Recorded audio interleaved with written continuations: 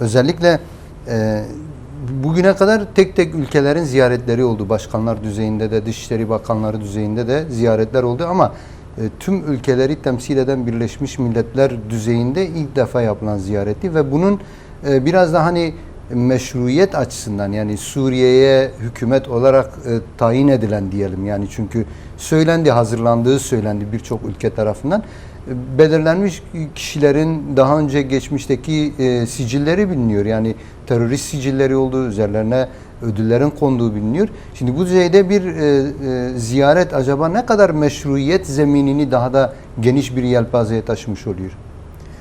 Ya ta başından beri aslında bir meşrutiyet kazandırmak istiyorlar. Ya çünkü Jolani eski adıyla, yeni adıyla işte Ahmet Şera hükümet olarak seçildiği zaman yani Trump bile onunla görüştü, yani Amerika'ya gitti, Avrupa'nın birçok ülkesine gitti, Türkiye'ye birçok defa ziyarette bulundu resmi düzeyde. İşte en son NATO toplantısı sırasında gitti, orada yine Erdoğan'la, Trump'la, birçok devlet başkanıyla görüşmeler yürüttü.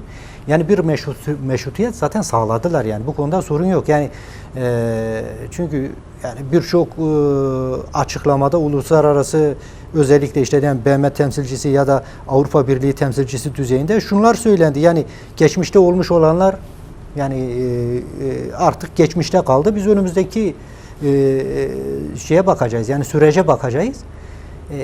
Çünkü öyle yaklaşıyorlar. Yoksa öyle çok o eski işte bunlar cihadisttir, terörist örgüttür ve da o gruplardan gelenlerdir.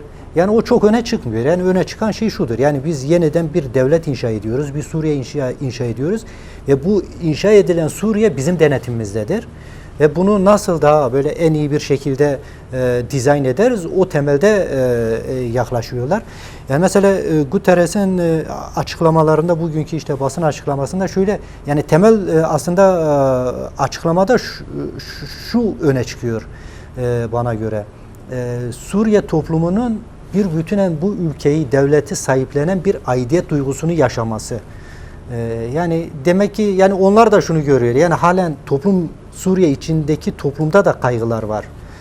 Yani Aleviler, Dürziler, Kürtler, yine diyelim diğer işte Hristiyan azınlıklar, toplumda da rahat olmama duygusu var. Yani şimdi bu yürütülen siyaset aslında birazcık da Suriye toplumuna da mesaj veriliyor. Yani size ait bir ülke kurmak istiyoruz, size ait bir sistem oluşturmak istiyoruz. Yani herkesin dahil olması gerekiyor. O yönlü mesajlar öne çıkıyor. Suriye toplumu yani yıllardır devam eden savaşta yoruldu, yani ciddi anlamda bir yorgunluk yaşadı, ciddi anlamda yıprandı, kayıpları ağır oldu. Halen bunu telafi etmek kendi başına bir sorun. Zaten BM'nin, yani o genel sekreterin gelişiyle beraber şimdi şeyler tartışılıyor. Yani işte o gıda alanında neler yapılabilir, tarım alanında hangi adımlar atılabilir, toplumun işte temel ihtiyaçları nasıl karşılanabilir? Yani toplumun zarar görmüş olduğu tüm alanlara ilişkin tartışmalar yürütülüyor. Bu noktada da toplumu da katmak istiyorlar, yani görebildiğimiz kadarıyla. Ne kadar katılır, ne kadar katılmaz onu zaman gösterecek, evet, bize. Ama aidiyet duygusunu yakalamak istiyorlar, yaratmak istiyorlar. Çünkü dediğim gibi yani Suriye çok farklı azınlıklar, farklı mezhep ve topluluklardan oluşuyor. Yıllardır süre gelen bir düşmanlaştırıcı bir politika var. Yani mezhep çatışmaları, işte etnik çatışmalar, yine iktidar çatışmaları, yine farklı gruplar arasındaki çatışmalar toplumlar arasında çok ciddi bir şey yarattı, yani. Psikolojik bir kırılma yarattı. Şimdi bu kırılmanın da aşılması gerekiyor. Yani sen onu yaratmadan bir inşa yapamazsın. Yani bırakalım Esad rejimi dönemindeki kırılmayı, yeni gelen hükümet sürecinde yaşanan kırılmalar var. Alevi katliamı, Dürziler üzerine yapılan katliam, Kürtlere dönük yapılan saldırılar. Şimdi çok ciddi bir şey yarattı, yani toplum, genel Suriye toplumu içerisinde kırılmalar yarattı. Şimdi bunun da aşılması gerekiyor. Şimdi BM bu noktada ne kadar rol oynayabilir? Ne kadar bunu aştırabilir? Yani birçok şey soru olarak karşımıza çıkıyor. Evet. Yani sadece tekniki düzeyde yaklaşılırsa Suriye'nin inşası zordur, ben onu söyleyeyim yani. Çünkü toplumsal gelenek çok öndedir. Ağırlıktadır. Yani halen mesela Arap şehirlerindeki aşiretçilik çok güçlüdür.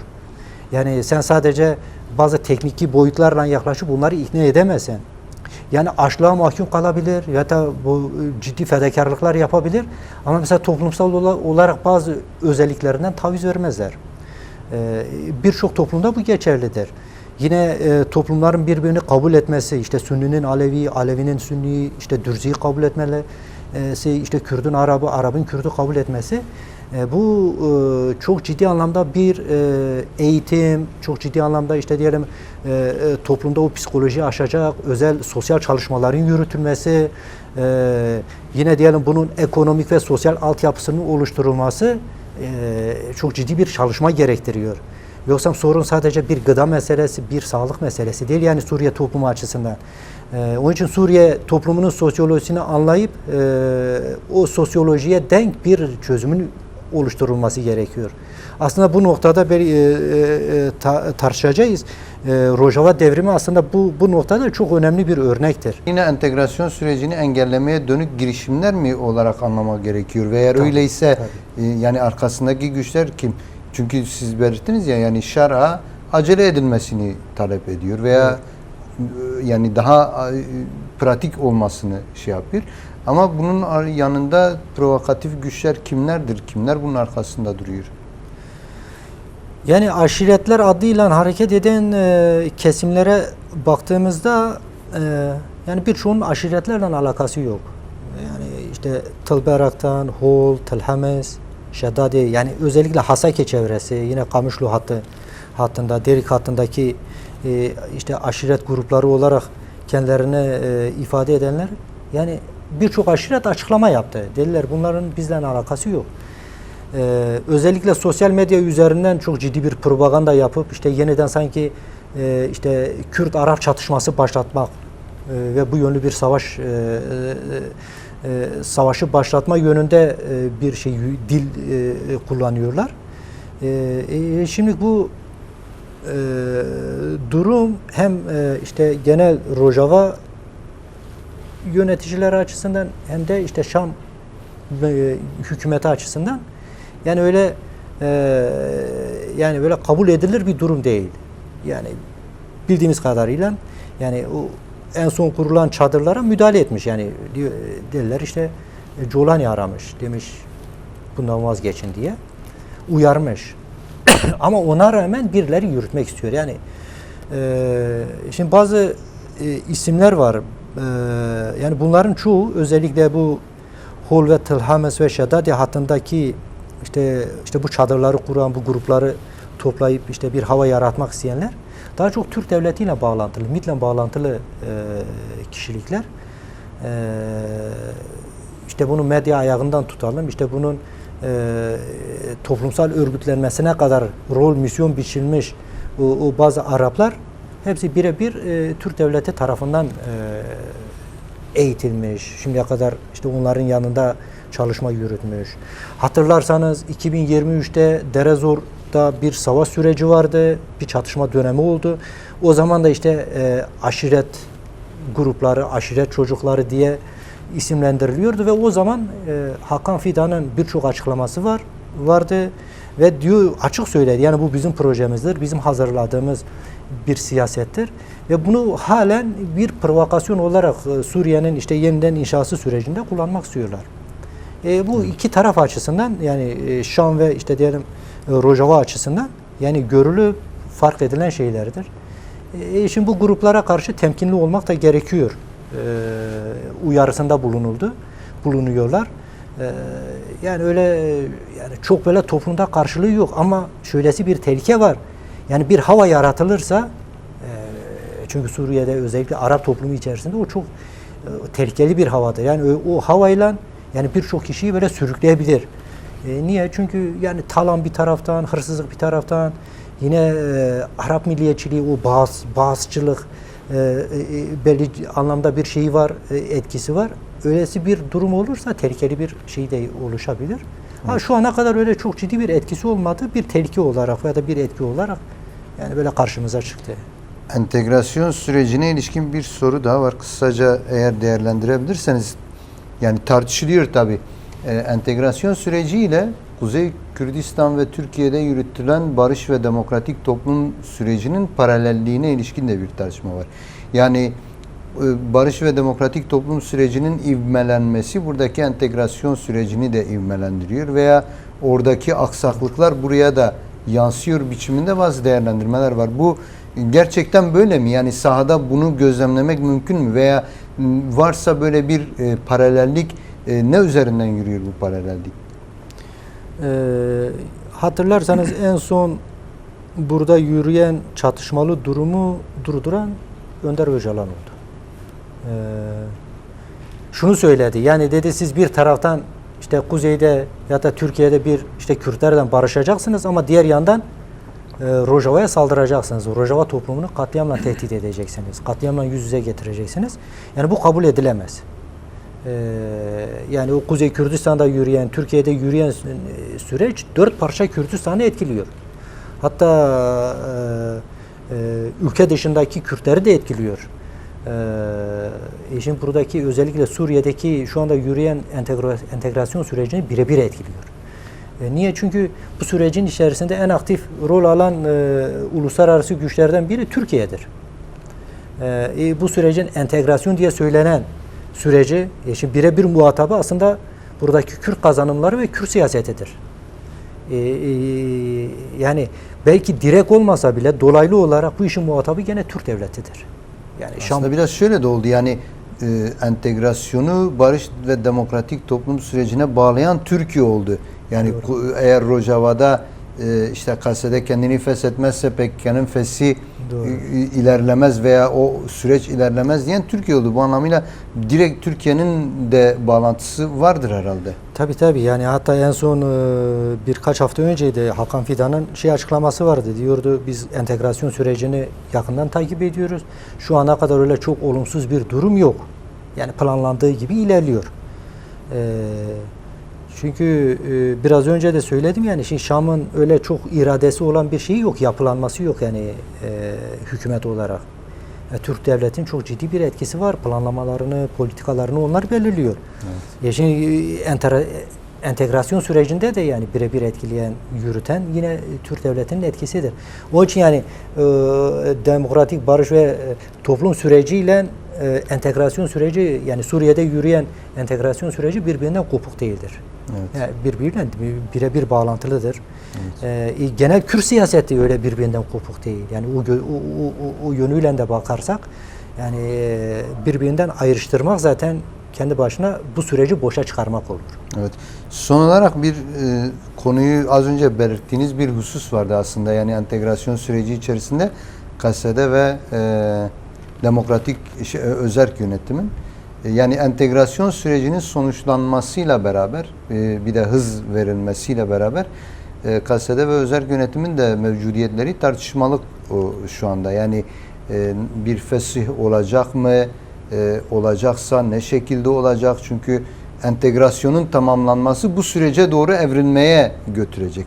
Şimdi gerçekten öyle bir süreç yaşanacak mı? Bir kendini lağvetme mi olur, fesih mi olur veya evrilme başka bir siyasi yapılanmaya mı evrilme olur? Bu süreç nasıl? Yani özellikle Rojava açısından en çok merak edilen konulardan biri de şu anda o. Yani bu entegrasyon sürecinin sonucundaki evrilme nasıl olacak? KSD Genel Komutanı Mazlum Abdi'nin bu dönemdeki bazı demeçlerinin aslında bunun mesajı böyle bir nevi verildi. Nasıl? Şimdi KSD'nin kuruluşu ve kuruluş dönemindeki Suriye'nin durumu başkaydı. Bir amaç temelinde kuruldu, inşa edildi. Bir ittifak oluşumuydu. Şimdi gelinen aşamada öyle çok bir ihtiyaç yok yani o yapılanma. Yani o rol ve misyonunu tamamladı bir nevi. Yani tarihi gelişmeler açısından baktığımızda. Yine özerk yönetim açısından da öyle. Çünkü özellikle işte KSD'nin etkili olduğu alanlarda yani bir toplumu yönetecek veya da toplumsal faaliyet çalışmaları yürütecek bir yapıya ihtiyaç vardı. Şimdi entegrasyon süreciyle şimdi bütün Suriye'den bahsediyoruz. Bütün Suriye'ye cevap olabilecek bir sistemin oluşturulması ve bu sistem içerisinde Rojava devriminin rol ve misyonu nasıl olabilir? Yani ta başından beri aslında tartışılan konu budur. Çünkü çok ciddi bir deneyim var. Bu deneyimin genele akması gerekiyor. Yine genelle bütünleşmesi, birlikte hareket etmesi gerekiyor. Yani tartışmalarda veyahut da yaklaşımlarda gördüğümüz şudur yani en azından. Bundan sonra şimdiye kadar oluşmuş olan birikim genel Suriye toplumuyla nasıl daha ortaklaşabilir, daha nasıl böyle güçlü ittifaklar oluşturabilir? Yani bu parlamento zemininden tutalım, bu devletin farklı kurumsal yapılarına kadar, güvenlik alanından tutalım, işte istihbarat alanına kadar, ekonomiden tutalım, sağlık ve eğitime kadar bu ortaklaşmayla yeni Suriye'nin inşasında nasıl rol alabiliriz yaklaşımı var yani Rojava açısından. Bence de olması gereken o yani görebildiğim kadar. Çünkü dedim ya yani Rojava devrimi ilk başladığı andan itibaren hep şunu söyledi. Yani Suriye toplumunun demokratikleşmesi için biz varız. Onun için çalışıyoruz. Onun için Suriye'deki tüm demokratik güçlerle, azınlıklarla, ittifaklar, ilişkiler geliştirmeye çalışıyordu. Esad rejimi döneminde birçok konuda yani sınırlar keskindi. İşte diyelim Kürt siyasetçileri gidip Şam'da veyahut da Arap şehirlerinde siyaset yapamıyorlardı, hareket edemiyorlardı. Yasaktı yani. Kim gidiyorduysa yakalanıyordu, tutuklanıyordu. Yani çok ciddi bir baskı vardı. Yine o alanlarda yaşayan birazcık böyle demokrasi isteyen, radikal veyahut da muhalif güçler aynı şekilde bir pozisyondalardı. Yani öyle çok rahat siyaset yapamıyorlardı. Şimdi genel Suriye'de herkesin rahat siyaset yapabileceği bir ortam var. Bu ortam aslında o demokrasi isteyen kesimler açısından büyük bir avantaj yaratıyor. Şimdi bu noktada Rojava birikimi öncülük yapabilir. Öylesi bir misyona sahip. Öncülük yapabilir. Yani dikkat ederseniz Suriye siyaseti tartışıldığı zaman Kürtsüz ele alınamıyor. Ve de Kürt siyasetçiler, Kürt mücadelesinin, Kürt özgürlük hareketinin öncülerinin görüşü alınmadan planlamalara gidilemiyor. Çünkü esas dinamik güç Rojava'da çıktı. Rojava'da çıktı ve eğer yeni bir düzen, sistem kurulacaksa bu Rojava ile olacak. Bu bundan sonra işte KSD midir, özerk yönetim yani bu birazcık aşıldı. Yani şu ana kadar aslında entegrasyon süreciyle beraber bir nevi aşıldı. Yani KSD diyorduk ama şimdiye kadar yani askeri güçler işte Tugaylara, işte Savunma Bakanlığı'na bağlı güçler oldular. Özerk yönetim diye işte tarif ettiğimiz yapılanma işte o kurumlarıyla belli düzeyde bir entegrasyon süreci yaşadı. Bundan sonra bu öyle çok yani net olarak KSD ve özerk yönetim diye tarif edilemez yani. Bunun yerine farklı bir oluşum olur olmaz onu birazcık da artık biraz zaman bize gösterir. Ama öyle görünüyor ki yani olması gerekiyor yani. Çünkü yeni bir özellikle siyasi ve diplomatik alanda rol ve misyonun sahibi olacak bir şeye ihtiyaç var yani görünen odur.